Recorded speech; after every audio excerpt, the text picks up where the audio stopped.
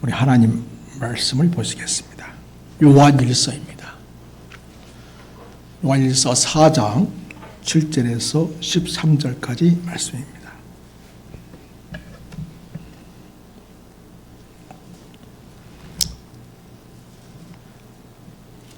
말씀 띄워주세요. 사랑하는 자들아, 우리가 서로 사랑하자.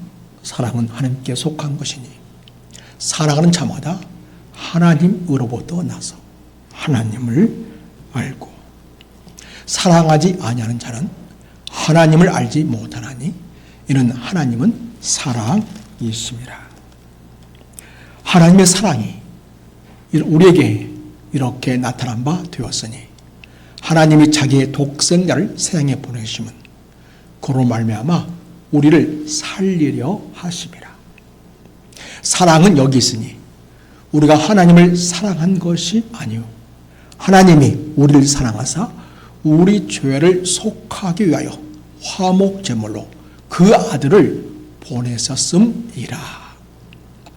사랑하는 자들아, 하나님이 이같이 우리를 사랑하셨은즉 우리도 서로 사랑하는 것이 마땅하도다. 어느 때나 하나님을 본 사람이 없어도 만일 우리가 서로 사랑하면 하나님이 우리 안에 거하시고 그의 사랑이 우리 안에 온전히 이루어지느니라. 같이 읽겠습니다. 시작. 그의 성령을 우리에게 주심으로 우리가 그 안에 거하고 그가 우리 안에 거하시는 줄 아느니라. 아멘. 여러분, 이번 주간은 예수님이 십자가에 달려 죽으신 주간이 되겠습니다. 금요일 날 예수님이 십자가에 달려 돌아가셨습니다. 그런데 오늘을 무슨 주일이라고 하냐면 종려주일이다 이렇게 말합니다. 종려주일. 그리고 한 주간을 고난주간이다 이렇게 말합니다. 예수님이 십자가에 고난 당하신 것을 마음에 묵상하면서 마음에 새기면서 주님의 십자가의 사랑을 깊이 새기고 또 주님의 사랑을 실천하면서 살고자 하는 마음을, 믿음을 더욱 새롭게 하는 그런 한 주간이 되어야겠습니다. 예수님께서 그 일주일의 첫날인 주일에, 일요일에 예루살렘 성에 입성을 합니다. 그때 사람들은 손에 무엇을 들고 있었냐 하면 종려나무 가지를 들고 있었습니다. 여러분, 종려나무가 어떻게 생겼냐면 이렇게 생겼습니다. 네, 야자수예요. 야자수. 여기에서 대추 야자가 열립니다. 혹시 여러분 대추 야자 보셨습니까? 대추 야자는 우리나라 대추가 생겼습니다. 그런데 기름기가 아주 많습니다. 네, 유대인들은 이 종려나무를 너무너무 사랑합니다. 왜 그들은 이 종려나무에 열광하는가? 이 종려나무는 유대 민족의 번영과 영광을 상징하고 있습니다. 그래서 미래에 하나님께서 자기 나라를 축복하시고 나라를 새롭게 회복하실 것을 기대하는 기대감이 이 종려나무를 볼 때마다 그들은 마음이 아주 컸습니다. 그래서 성전의 모든 방과 문 벽 위에 종려나무가 새겨지게 될 것이다. 그렇게 에스겔서는 이야기하고 있는데, 그래서인지 유대인들은 종려나무를 너무너무 좋아합니다. 예수님이 그동안 아름다운 사랑의 삶을 사셨습니다. 병든 자를 고쳐주시고 가난한 이웃들 돌봐주시고 귀신 들린 자를 낫게 해주시고 하나님의 말씀에 목말라 하는 영혼들에게 신령한 말씀으로 먹여주셨습니다. 주님의 이 놀라운 역사는 이제껏 유대인들이 본 적이 없습니다. 그래서 이 유대인들은 저분이 우리를 인도하는 지도자가 되었으면 좋겠다 생각을 했습니다. 그래서 여러분 구약 성경은 계속해서 너에게 장차 메시아, 히브리 말로 메시아고 그 당시 쓰여지던 그리스 말 헬라어로는 그리스도입니다. 그리스도가 너에게 앞으로 올 것이다. 내가 한 그리스도를 보내줄 것이다 했는데 저분이 바로 그 메시아가 아닌가 이렇게 생각을 했던 것입니다. 그래서 그들은 아까 보았던 그 종려나무 가지를 꺾어서 영화와 번영을 상징하니까 이분을 통해서 우리 유대인들의 새로운 회복과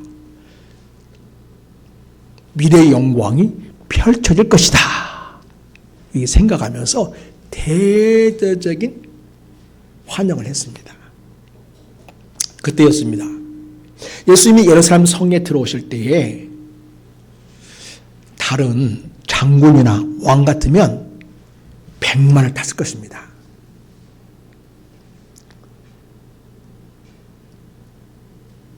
그 당시에 100만은요, 말하자면 왕이 타거나 장군이 탔을 때는 승리를 보여주고요, 영광을 나타냅니다.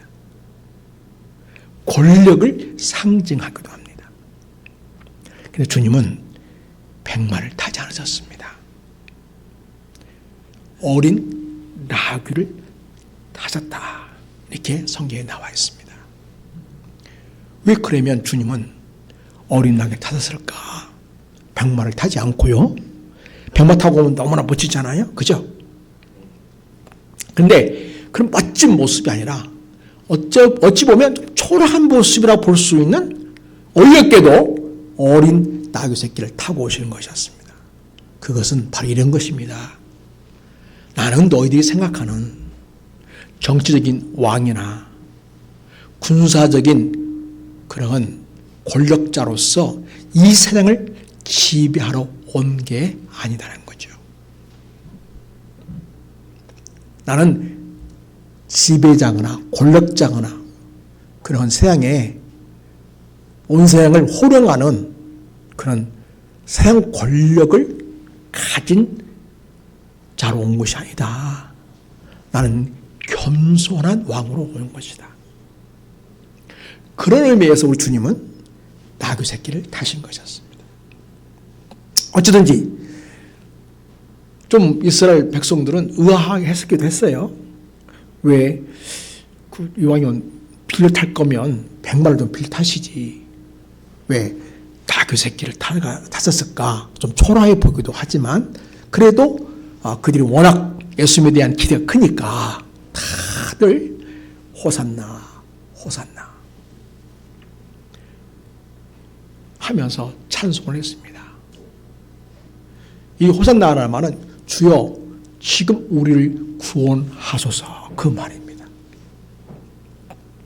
그런데 이들은 그 당시에 로마 정권의 지배를 받으면서 힘들게 살고 있었습니다. 그래서 그들이 거는 예수에 대한 기대는 로마 정권을 물리치고 그 나라의 주들에 있는 모든 로마 군사들을 쫓아내고 독립왕국을 이룰 뿐만 아니라 전 세계를 지배하는 절대 권력과 경제적 번영과 온 세상의 지배자로서의 나라가 되기를 기대했던 것입니다. 그것을 이루어주는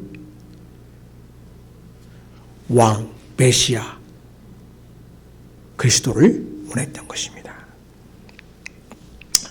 그래서 그들은 이런 세상적인 정치 권력을 가진 대단한 왕권과 군사력을 행사하여 자기들을 지배하는 식민 치하에서 독립시켜줄 정치적 왕, 그런 그리스도를 원했던 것입니다.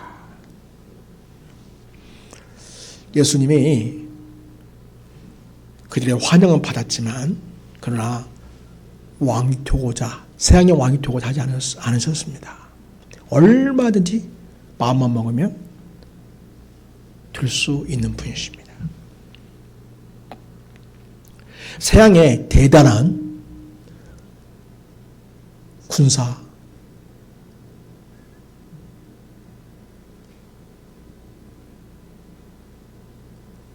권력자로 마음만 먹으면 얼마든지 될 수 있었습니다. 그러나 주님은 그런 자로 오시지 않았다고 합니다. 그리고 내 나라는 이 생에 속한 나라가 아니다. 하나님 나라이다는 거죠. 정의와 사랑과 겸손함으로 통치하는 그런 나라. 그런 하나님의 나라를 이 세상에 이루려고 온 것이라고 주님은 말씀해 주셨습니다. 그들은 자기들의 길이 어긋나자 점점 마음이 변하기 시작했습니다. 마침내 예수님을 죽이고자 하는 대제사장과 서기관들, 바리새인들, 그런 자들의 음모에 따라서 예수님을 십자가에 못 박아야 한다. 이렇게 일찍이 시작한 것입니다. 완전 돌변한 거죠. 여러분이 기대하는 예수님 어떤 분이십니까? 돈 많이 벌어다 주시는 분? 여러분이 생에서 이름이 빛나고 이름을 떨치게 하시는 분? 여러분에게 병이 다 낫고 건강해서 내가 하고 싶은 것을 다 하게 해 주시는 분? 여러분, 그런 예수님을 기대하고 있습니까? 여러분이 그런 예수님을 기대할 수도 있습니다. 너무 자연스러운 것이죠. 그리고 어떤 경우는 예수님이 그 기도를 들어주시고 그렇게 해 줄 수도 있습니다. 그러나 어디까지나 우리 주님께서는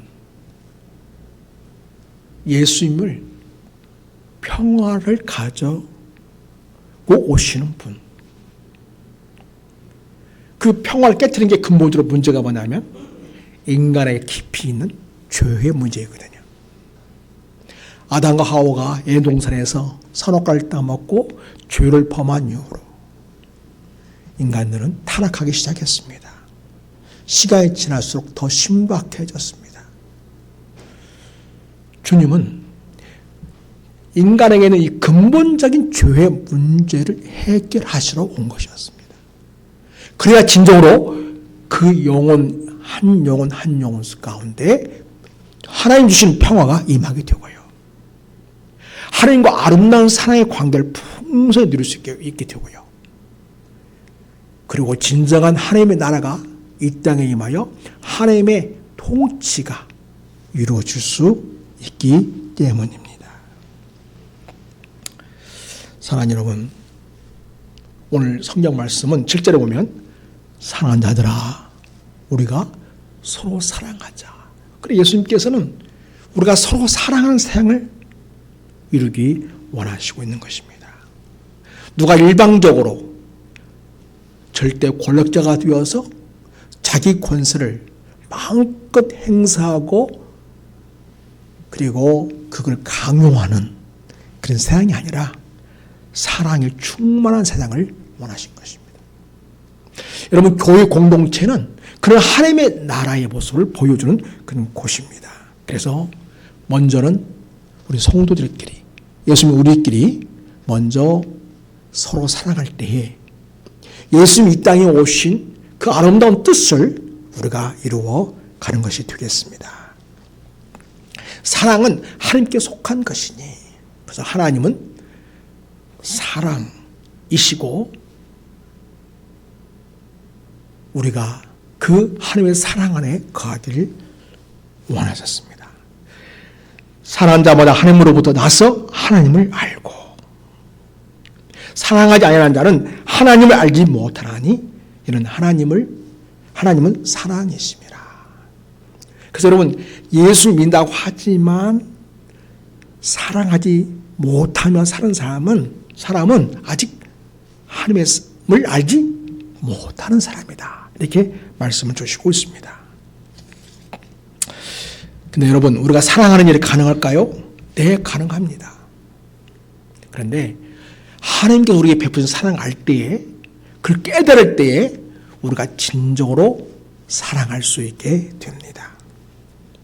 오늘 8절 끝에 보면 하나님은 사랑이시다, 이렇게 말씀하고 있습니다. 하나님은 어느 정도 우리를 사랑하시는가? 우리에게 사랑을 보여주시고 그 사랑을 받은 대로 우리가 또한 살아가기를 하나님 기대하고 있습니다. 우리 하나님에게는 아들이신 하나님이 계십니다. 아들 하나님. 바로 그분이 인간의 몸을 입고 이 생에 오시게 되었는데 왜 오시게 되었는가? 죄로 말미암아 그들의 영혼에 죽음이 이르렀고 그 죄 때문에 하나님과 인간 사이가 막혀서 하나님과 사랑의 관계, 놀라운 평화의 관계를 누릴 수 없는 비참한 상태에 놓이게 되었습니다. 갈수록 인간들은 악해져 갔고요. 세상은 타락해 갔습니다.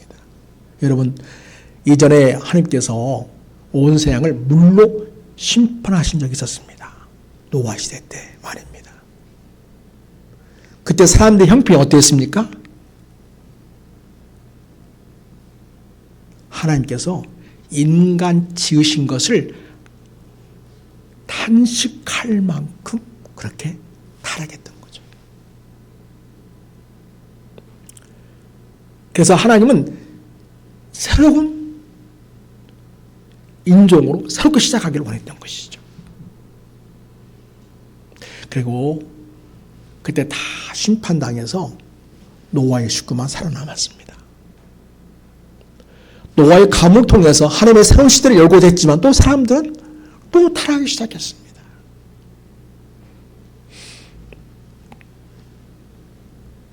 모든 인간들은 다 죄 가운데 있고 이 죄로 말미암아 멸망당하게 되어 있었습니다. 그리고 그들의 영원한 운명은 무엇일까요? 지옥에서 볼못에서 고통당하며 영원히 살 수밖에 없게 되었습니다. 그러한 우리 인생들을 하나님은 불쌍히 여기신 것입니다. 그래서 이 세상에 우리의 그러한 죄 문제를 해결해 주실 그러한 속죄 제물로 예수님 이 세상에 보내주시게 됩니다. 그럼 예수님이 굳이 예수님 하나님과 용서해 주시면 되는데 왜 굳이 속죄 제물로 오셔야 되는가? 예수님은요, 우리를 사랑하시지만 동시에 공의의 하나님이십니다. 죄를 미워하시고 이 죄에 대해서는 반드시 처벌해야만 합니다. 왜? 죄를 지었으니까요.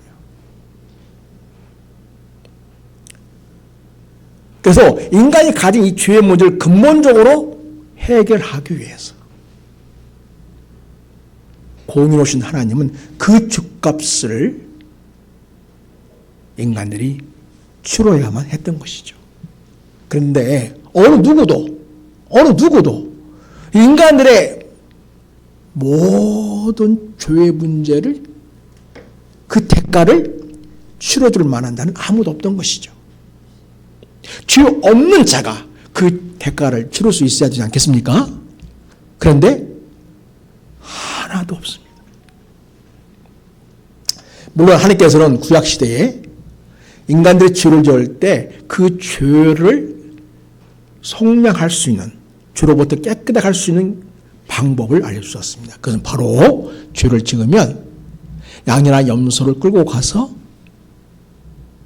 그 양을 잡고 염소를 잡아서 피를 받아가지고 제단에 뿌렸습니다. 아무나 가서 뿌린 것이 아니고 대제사장이라고 하는 그 제사를 책임지고 행할 수 있는 그 분만 하나님이 정한 장소에 들어가서 할 수 있게 되었던 것이죠. 구약시대에는 그래서 여러분 성막이라는 것이 있어요. 나중에 성전이 되었어요. 그래서 성막이 있어가지고 그 성막 안에 성소가 있고 지성소가 있는데 그 지성소 안에 제단이 있습니다. 그 제단에서 말하면 피 뿌리는 의식을 행하는 것이죠. 자, 여기 보십시오. 여기가 바로 성막이 있는 곳인데요. 앞마당이 있죠. 그냥 물두멍이라고 우선 이 제사를 치르기 위해서는 먼저 몸을 깨끗이 씻어야 했죠. 그리고 저 뒤에 보면 이제 건물 같은 것이 하나 있죠. 천막이 있는데 앞부분은 성소입니다. 여기까지는 일반 제단까지 들어갈 수 있습니다. 그래서 그 안에 있는 여러 가지 성전 기구들을 이렇게 다루는 역할을 하게 됩니다. 여기 보면 성소가 있고 지성소가 있죠. 지성소에는 뭐가 있어요? 법궤, 언약궤라고 합니다. 자, 그러면 가장 그러니까 은밀한 곳, 깊은 곳, 하나님을 깊이 만나는 장소가 바로 지성소인데 거기에는 법궤가 있는 거죠. 법궤는 거기에 원래는 두 돌판이 놓여져 있었습니다. 하나님의 말씀, 십계명이 거기 있었던 것이죠. 그러니까 하나님의 임재의 자리, 바로 거기가 지성소인데 지성소에서 말하자면 인간의 주요 문제를 해결하는 속죄의식을 행했습니다. 그것은 바로 그 다음 보여주십시오. 그 다음 그림. 예, 그 법궤가 이렇게 생겼습니다. 언약궤가 이렇게 생겼어요. 예, 황금으로 만들어져 있고요. 그 채가 있어가지고 반드시 채로 옮겨야만 했습니다. 자, 보면 맨 위에 저게 뭐냐면 구룹이라고 천사 그룹, 천사 같은 존재인데요. 구룹이라고 하는 천사와 같은 존재를 형상을 본따 가지고 만들었습니다. 하나님 그렇게 만들려고 했습니다. 그리고 이제 거기는 그 자리는 이제 평평하거든요. 평평해요. 그리고 이제 그 법궤 안에는요, 옛날에는 두 돌판도 있었고 만나도 되어 있었고 아론의 지팡이도 들어 있었습니다. 자, 그리고 이제 그 위에 그룹이 있는 양쪽에 서로 마주보고 있죠. 마주보고 있고 날개가 거의 닿을 만하게 이렇게 되어 있습니다. 그런데 그 위에, 자, 이거 보세요. 이제 그 맨 위에 있는 그 덮개예요. 덮개 이유를 뭐라고 하냐면, 따라서 해볼까요? 시은좌, 시은소, 하나님의 은혜가 베풀어지는 자비로운 장소다, 그 말이에요. 이 장소가 바로 뭐냐면 여기에다가 아까 잡은 그 짐승의 피 있죠. 양이나 소나 염소에 사람을 대신해서 원래는 죄를 인간이 지었으니까 인간이 죽어야 돼요. 그래서 살아남을 사람이 누가 있겠어요? 하나님께서는 그래서 짐승을 잡아 피를 뿌려 하나님께 제사함으로써 그 죄가 제거되는 은혜로운 그런 기회를 열어주신 것이었습니다. 거기 보여주세요. 그림.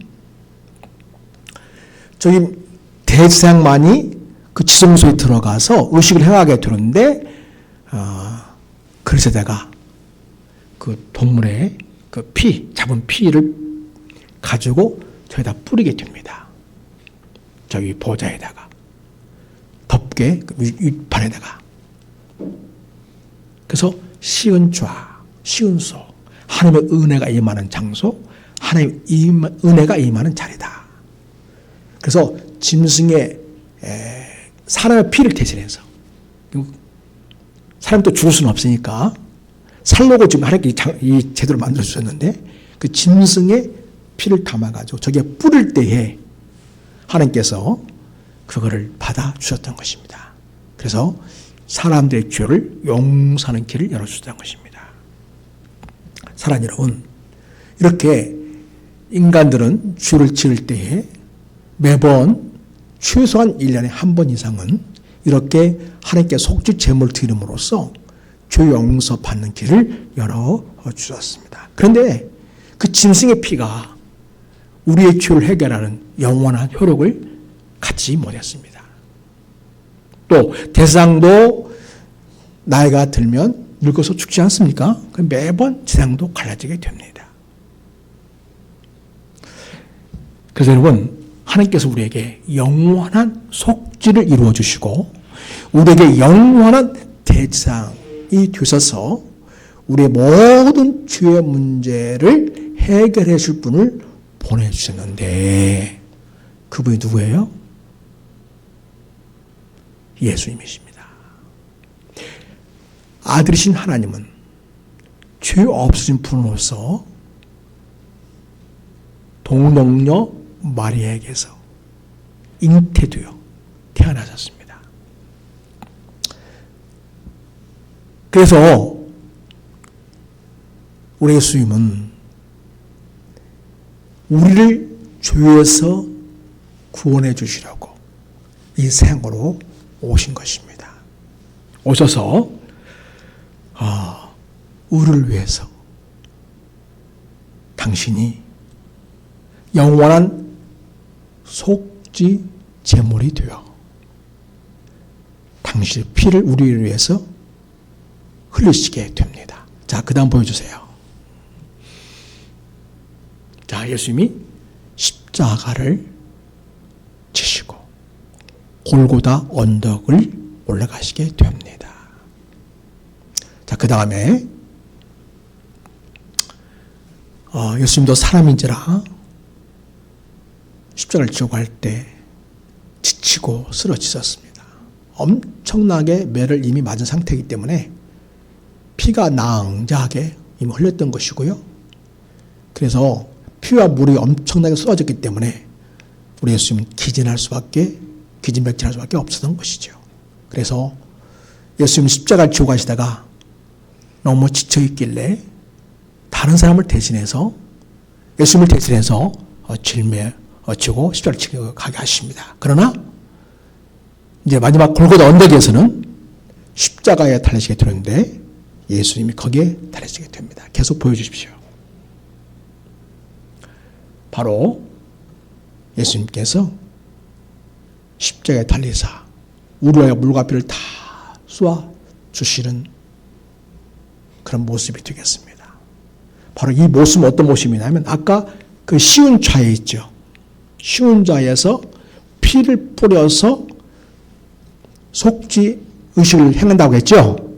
바로 구약의 그러한 제사 제도를 완전하게 해결하시고 완성하시는 사건으로 예수님이 십자가에 달리신 일일 것이다. 이렇게 성경 우리에게 분명하게 가르쳐 주십니다. 그래서 여러분, 우리 더 이상 짐승을 잡아가지고 피를 빼서 내 대신 그 짐승의 피를 이렇게 뿌려가지고 죄 사함 받는 방식이 이제 없어졌습니다.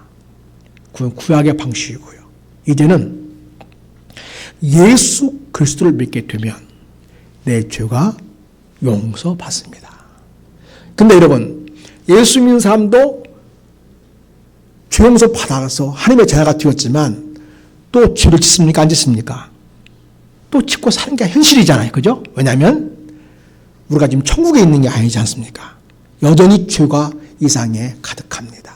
그래서 이 죄와 악의 양을 우리는 늘 받고 살기 때문에 우리는 그래서 예수님께 죄를 고백하는 거예요.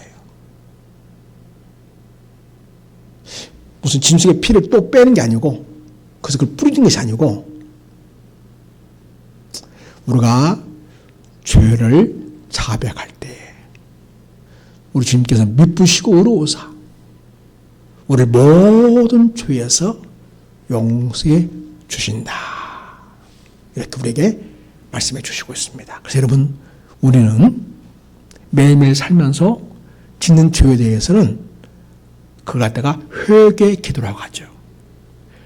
예수님의 은혜를 입어서 예수님의 보혈로 내 모든 죄를 씻겨주시고 나를 죄에서 정결하게 해주십시오라고 기도하는 것입니다. 그 죄에 대해서 슬퍼하고 탄식하는 마음으로 주 앞에 고백하고 주님의 보혈로 나의 죄를 씻어주시옵소서라고 간절히 주 앞에 기도하는 것입니다.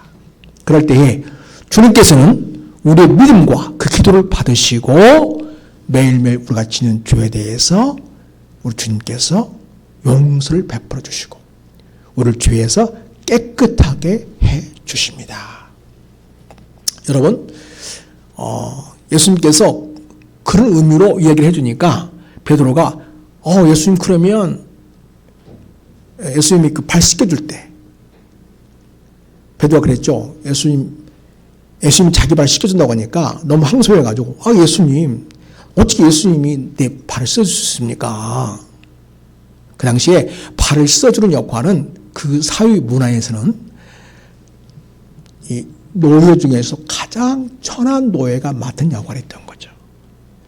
근데 예수님은 제자들을 위해서 그 당시의 문화로 봐서는 가장 천한 노예로 스스로 낮아지셔서 그런 마음으로 제자들의 발을 하나씩 씻겨 주셨던 것입니다. 그런 모습을 본 베드로는 너무 황송하고 죄송해서 아이고 예수님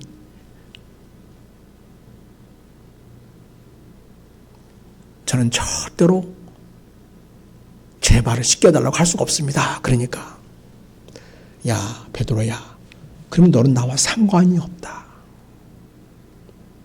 그래요? 그럼 주님 제 몸을 완전히 다 씻겨주십시오. 온몸을 씻겨주십시오. 그러니까 예수님이 뭐라고 하시는 분이 너는 이 몸을 씻었다. 그런데 이제는 발만 씻으면 된다.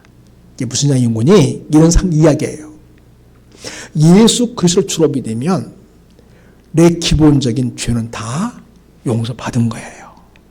그러나 매일매일 살면서 마치 우리가 발을 씻하듯이 발에 때가 끼고 먼지가 끼고 오물이 붙지 않습니까?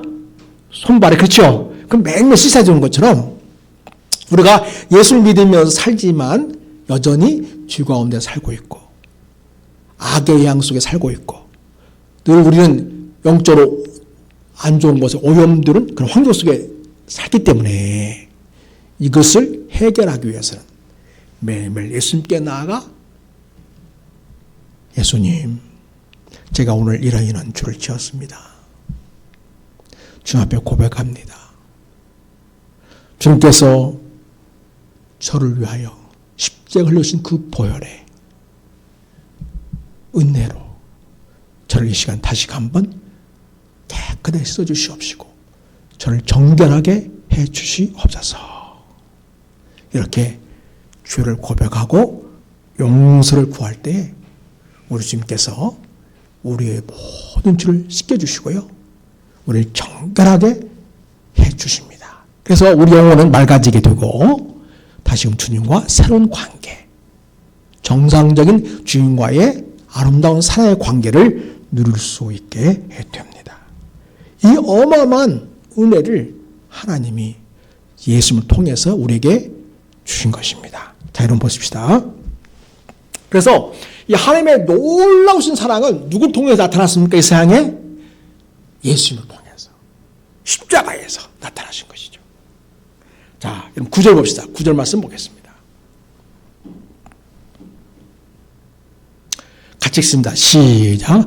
하나님의 사랑이 우리에게 이렇게 나타난 바 되었으니 하나님이 자기의 독생자가 누구예요? 예수님. 자기의 예수님을 세상에 보내시면 계속 읽어요. 그러말미암아 우리를 살리려 하십니다. 죄에서 구원하려 하십니다. 이 말씀입니다. 자, 그 다음 보겠습니다. 자, 10절 시작. 사랑은 여기 있으니 우리가 하나님을 사랑한 것이 아니요 하나님 우리를 사랑하셨다. 여러분 인간들은 늘 하나님부터 도망가. 하나님 앞에 늘 반역하고 하여튼 배도하고 하나님을 거역하고 불순종하고 온갖 못된 건 다예요. 우리는 하나님을 사랑할 자격도 없고 능력도 없고 영적으로 그런 감각도 없던 자들이었죠. 이런 불쌍한 우리를 위해서, 영적 죽은 우리를 위해서 하나님 우리를 사랑하셔서 하나님이 먼저 우리를 사랑으로 다가오셨고 우리를 사랑해 주셨는데, 그 사랑을 막연히 말로만 하신 게 아니고 실제로 우리가 죄의 문제 해결되고 하나님의 자녀로서의 권세를 가질 수 있도록 해 주신 것이었습니다. 이게 바로 10절 말씀입니다.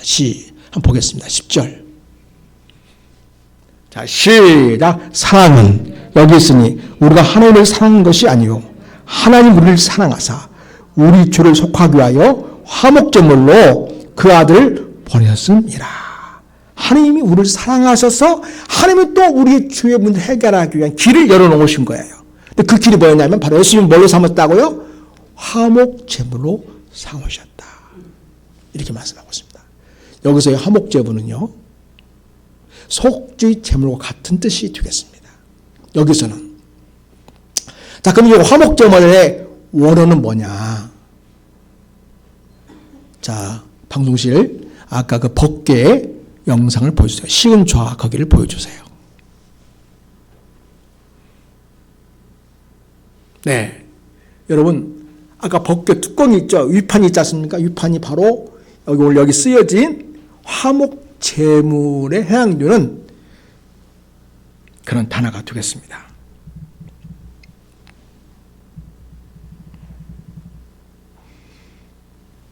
여기 쓰여진 본래 단어는 힐라스모라는 단어인데 바로 저기 법궤의 뚜껑, 시은 좌 자리를 말한 것입니다.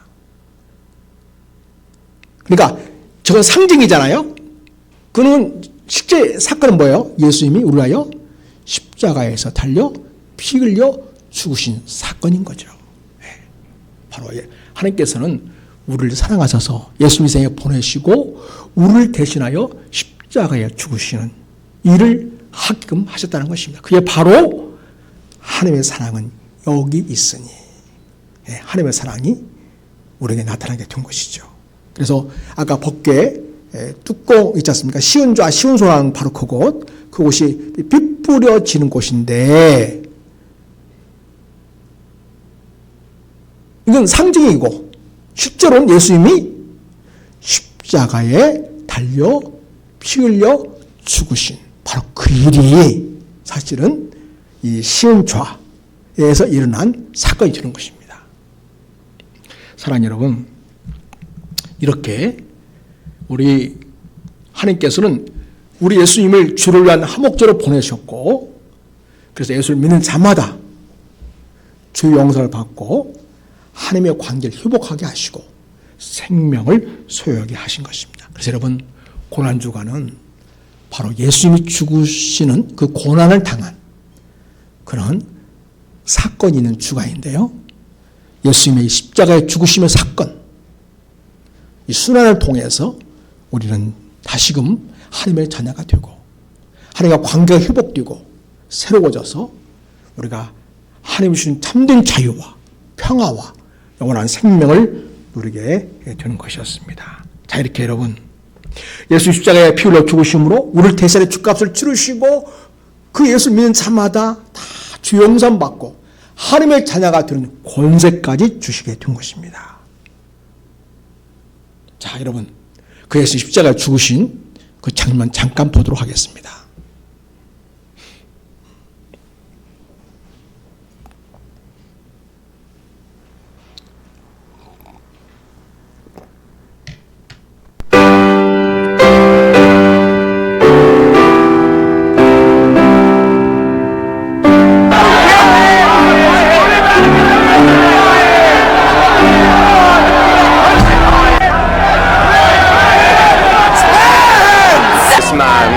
Spare a murderer.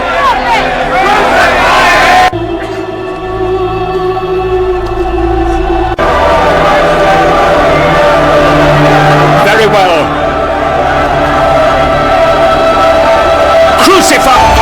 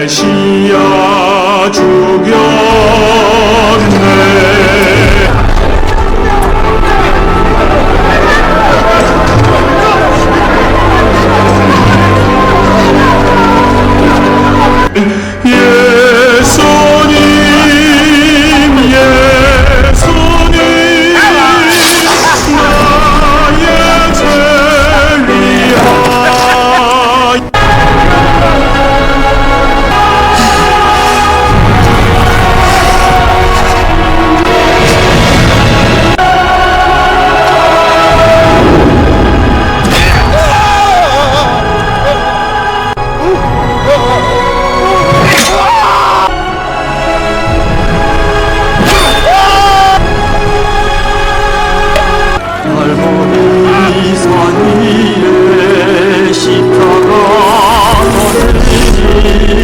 주먹보다를 당한 거라. Forgive them.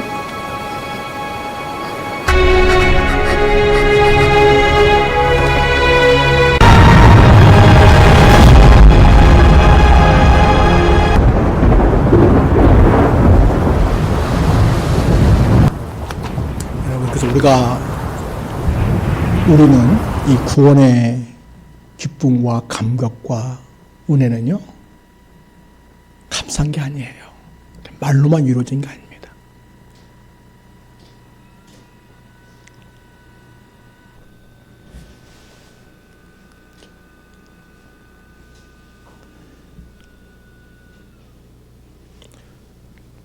우리 예수님께서 하나님의 아들이시지만 인간의 모습 오셔서 우리 중에 함께 거하시고 십자가 처형에 나오는 가장 극악무도한 형벌을 우리 대신, 내가 져야 십자가를 대신 지시고 내가 받을 형벌을 대신 받으시고 죽으시는 엄청난 대가를 치르신 것입니다. 그게 바로 우리의 죗값이었습니다. 사랑하는 여러분, 이런 은총을 우리가 받았습니다. 저와 여러분은 다 예수님부터 이런 놀라운 사랑을 받았고 하나님의 사랑을 받았습니다. 그래서 우리는 하나님의 사랑이 얼마나 크고 놀라운지를 우리는 이제 압니다. 그러니 아는 모습 그치면 안 되겠죠. 그래서 오늘 요한일서에서 뭐라고 말합니까? 하나님은 사랑이심이라 하면서 우리가 서로 뭐하자? 사랑하자 하신 것이었습니다. 사랑하는 여러분,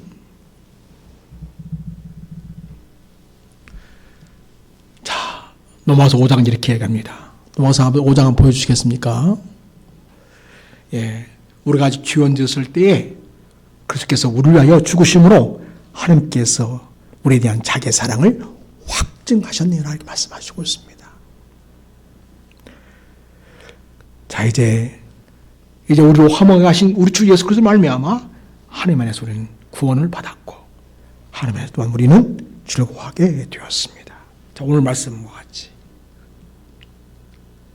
사랑하는 자들아, 하나님이 같이 우리를 사랑하셨으니 우리도 서로 사랑하는 것이 마땅하다 이렇게 말씀하고 있습니다. 어느 때는 하나님을 본 사람이 없어도 만약 우리가 서로 사랑하면 하나님이 우리 안에 거하시고 그의 사랑이 우리 안에 온전히 이루어지느니라. 저나 여러분 하나님을 직접 본 자는 없죠. 그러나 어떻게 하나님 계시다는 것이 이 세상에 나타나는가요? 우리가 주님 안에서 서로를 사랑할 때. 그래서 여러분, 우리가 믿는 믿음이라는 것은 허상이 아니고요, 마음속에만 있는 것이 아니고요, 실제 행동으로, 실제 사랑의 삶을 살아내는, 바로 거기에 하나님의 사랑이 나타나게 되고 하나님은 사랑이시구나, 그걸 사람들이 알게 됩니다. 이 주님의 사랑을 우리 먼저 예수 믿는 우리들끼리 먼저 뜨겁게 공급하고 나눌 수 있기를 바랍니다. 그리고 세상 속에서 아직 주님을 모르고 살아가는 수많은 사람들, 아직 하나님의 놀라운 사랑을 깨닫지 못하고 살아가는 수많은 사람들, 주가 오는 그 영혼들을 불쌍히 여기는 마음 가지고 그들 또한 축복하고 사랑하는 마음으로 그들 또 하나님의 놀라운 사랑을 깨달을 수 있게, 그들 또 구원받을 수 있게, 그들 또 주님과 화목할 수 있게 예수님의 생명을 누릴 수 있게 하나님의 쓰임받는 우리 성도들이 되시기를 바랍니다. 그래서 예수님이 나에게 베푸신 그 놀라운 십자가의 사랑을 이 세상 속에서 예수님을 세상에 알려줌으로, 복음을 전함으로 우리가 그 사랑받은 자로서의 삶을 이루어가는 우리의 사랑하는 모든 교우가 되시기를 예수님의 이름으로 부탁을 드립니다. 하나님 아버지, 아들을 내어주시기까지 화목제물, 속죄제물로 내어주시기까지 그토록 사랑하신 것 감사를 드립니다. 주님, 제가 주님 사랑한다고 하지만 종종 이 십자가 사랑을 잊어버릴 때가 많습니다. 다시금 우리 마음속에 새기고 매 순간순간에 십자가의 사랑을 기억하며 내가 이렇게 엄청난 하나님의 사랑을 받은 자는 사실을 기억하면서 그 사랑 받은 자로서 서로 사랑하며 지는 우리 모두가 되게 해 주시옵소서. 우리 가정에 서로 이 십자가의 사랑으로 사랑하게 하시옵소서. 우리 공동체가 십자가의 사랑으로 사랑할 수 있게 하여 주시옵소서. 그 놀라운 사랑을 값없이 받았사오니 저 또한 따지지 않고 재지 않고 아낌없이 주는 사랑으로 살아갈 수 있게 하시옵소서. 주여, 한 주간도 주님을 깊이 묵상하며 십자가의 은총을 깊이 깨닫고 마음에 새기는 우리가 되게 하시옵시고 이 십자가의 주님의 사랑을 우리 삶을 통해 실천할 수 있도록 우리를 성령으로 충만하게 하시고 도와주시옵소서. 예수님의 이름으로 기도드립니다. 아멘.